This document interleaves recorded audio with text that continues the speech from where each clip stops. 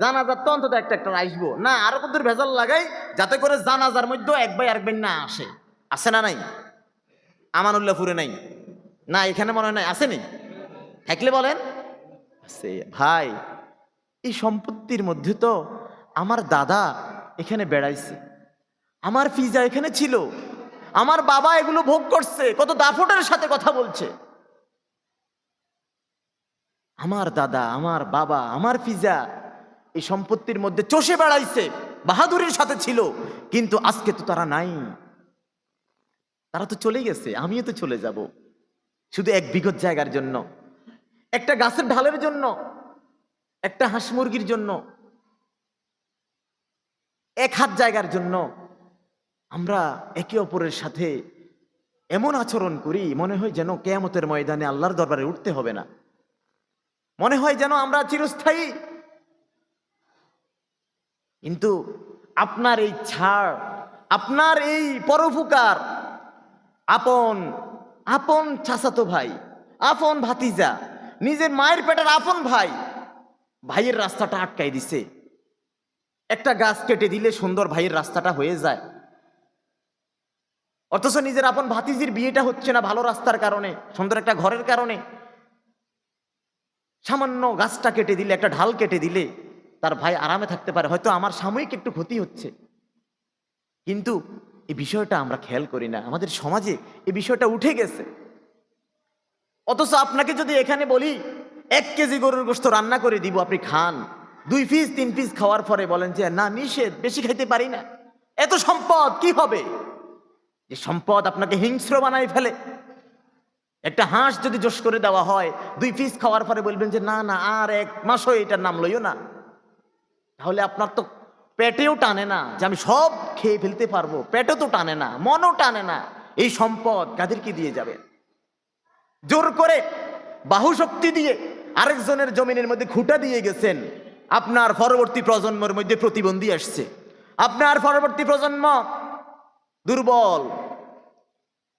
দেখা যায় যাদের সীমানা একটু বেশি দখল করে দিয়ে গেলেন, তাদের লোকেরা এবার সবল হয়ে গেছে, আপনি তো কবরে, কিন্তু আপনার প্রতিবন্ধী সন্তান, আপনার নিজের সন্তান আপনাকে গালি দিতেছে, আপনার নাতি গালি দিতেছে। আমার দাদা ভেজাল্লা মানুষ ছিল, আমাদেরকে ভেজালের জায়গায় রেখে গেছে, সে খুঁটা যদি না দিত আমরা এখানে ঘর উঠাইতাম না, বিল্ডিংটা উঠাইতাম না। আজকে আরেকজনের জায়গা পড়ে গেছে, পঞ্চায়েত সালিশ করে দিছে ভেঙে ফেলার জন্য, কিন্তু দাদার আমলে পঞ্চায়েত সালিশ করে নাই, করলেও দাদা মানে নাই, জোর করে জায়গা দিয়ে গেছে। আজকে আরেকজনের জায়গায় বিল্ডিং উঠাইয়া এখন বিল্ডিং ভাঙতে হইতেছে। এই জন্য আপনি আপনি মূলত আপনার আপাত দৃষ্টিতে 2 হাত বেশি দেখতেছেন, কিন্তু আগামী প্রজন্ম এই আপনার 2 হাত বেশি দখলের কারণে আগামী প্রজন্ম এই পুরো বিল্ডিং ভাঙতে হবে, আগামী প্রজন্ম স্ট্রোক করে মারা যাবে। আমার গ্রামে এমনও ঘটছে, আরেকজনের 1 হাত জায়গা পড়ছে, 3 তলা ভবন, 1 হাত, তারা ছাড়বে না, তাদের শক্তি আছে। দুর্বল হইলে 10 জন আইসা বলতো এই যা, 1 হাত পড়ছে তো এটা রেস্টোরি করে দিয়ে দে, দুর্বলে দিয়ে দিত। কিন্তু না, যাদের 1 হাত পড়ছে তারা এক সময় দুর্বল ছিল, এখন তারা শক্তিশালী হয়েছে, এখন তাদের কথা হলে 1 ইঞ্চিও ছাড়বো না, বিল্ডিং ভাঙ, ভাঙ বিল্ডিং ভাঙ। হ্যাঁ, ভাঙতে হবে, দিতে হবে। আপনার জোরে আপনি খেয়ে যাচ্ছেন, আপনার পরবর্তী প্রজন্ম যে প্রতিবন্ধী হবে না, মেরুদণ্ড সোজা করতে পারবে না, এটার কি চিন্তা আছে? আছে।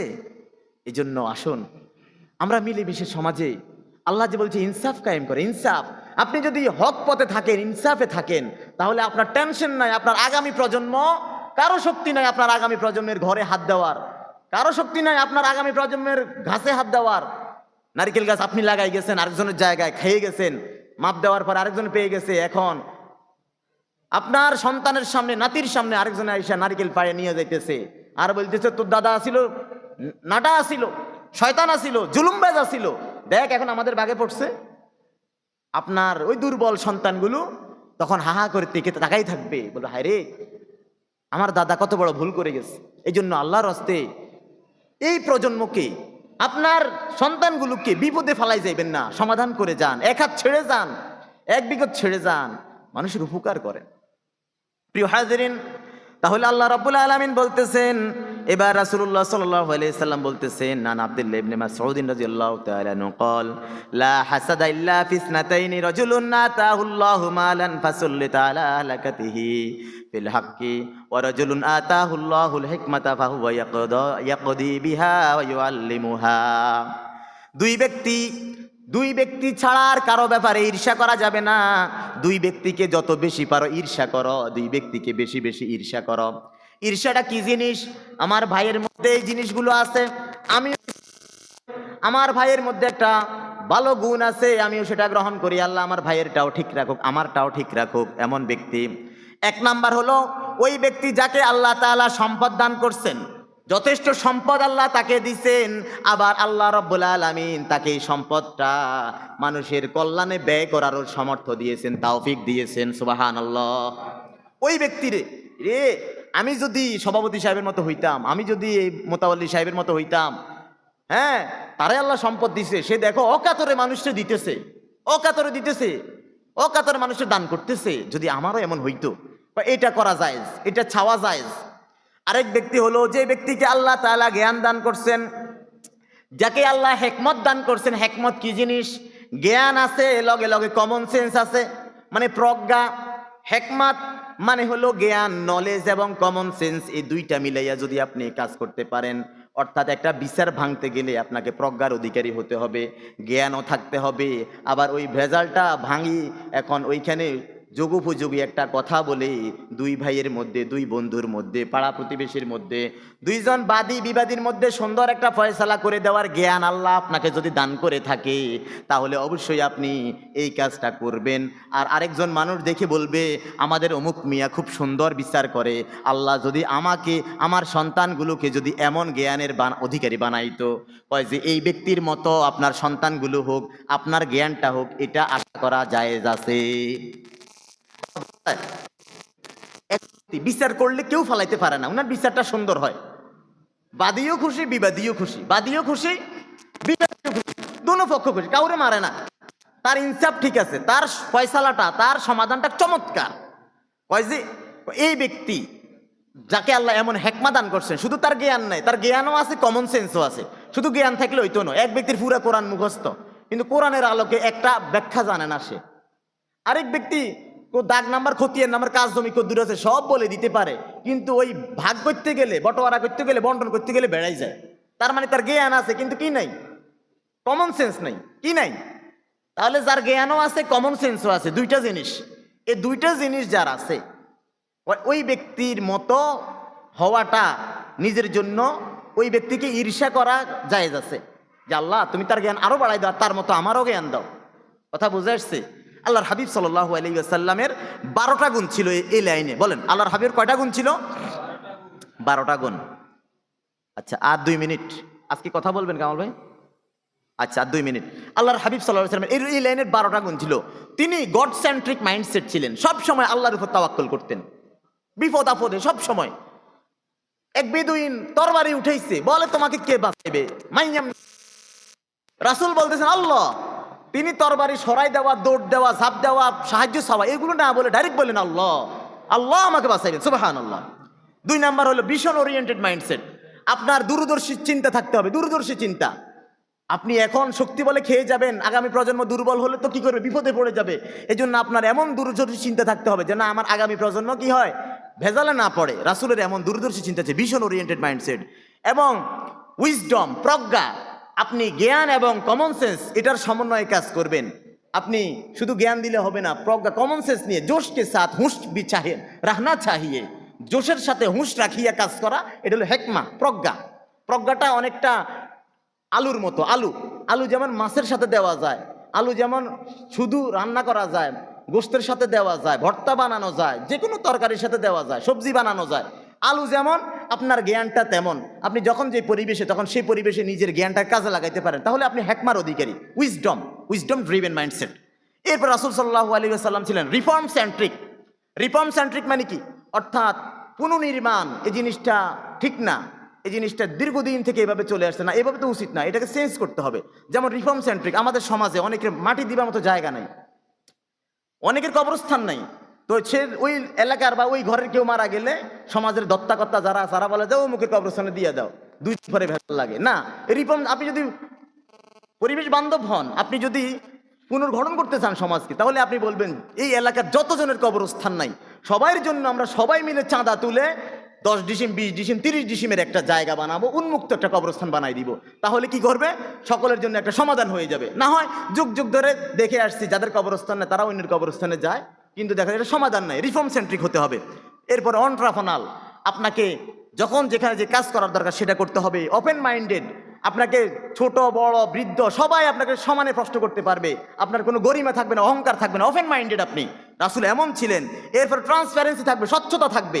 আপনি যখন স্বচ্ছতার অধিকারী হবেন, যেমন আপনি একটা বিষয়, আপনাকে একটা হিসাব দেওয়া হলো, সুন্দর 5 to 5 হাউসের মিলে যায় হিসাবটা মিলিয়ে দিয়েছেন, ট্রান্সপারেন্সি।